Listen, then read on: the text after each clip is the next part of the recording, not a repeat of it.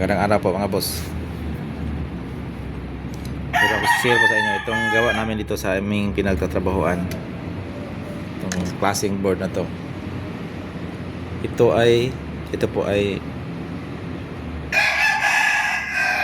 IGBT board ng Wish Drive.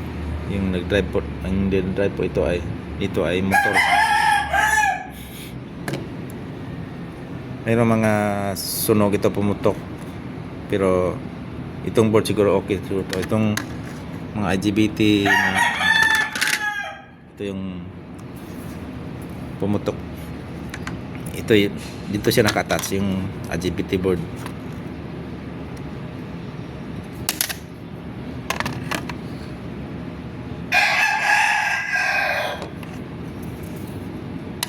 Dito saksakan po na to ay fiber optic yung sasak dito. Pero yung labas po niya ay metal po siya, naging wire po siya.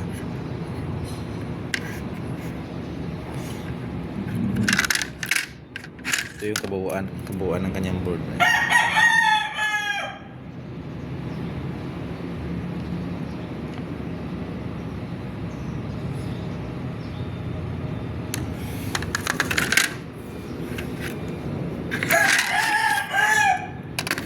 Meron siyang part number. Ito yung part number niya.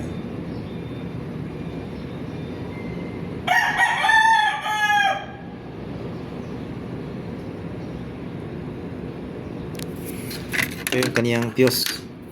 Meron siyang fuse. Laki ng fuse niya.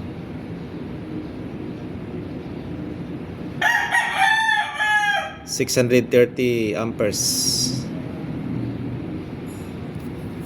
Yung fuse. Yan, dalawa. Pumutok na po siya yung pong sign pag pumutok siya ay naka-attach to siya dito. Tapos pag umangat na siya, putok na. Ito yung kanyang IGBT. Yan, yung ginagamit namin na pang yung thermal paste, kasi i-attach ito sa heatsink, lagyan ng thermal paste. Ito yung pumutok, yun sa ilalim niya.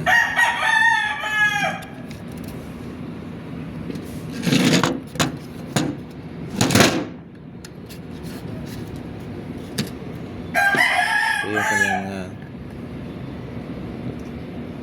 sa loob.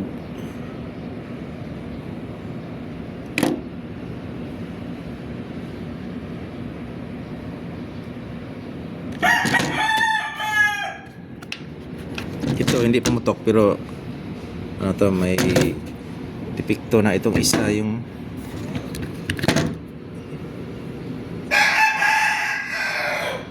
yung may depekto, pero hindi naman to pwede magkahiwalay kasi isang buo to. Tatlo siya, pero siya set.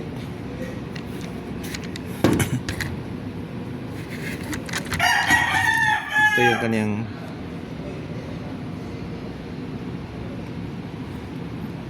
yung part number niya.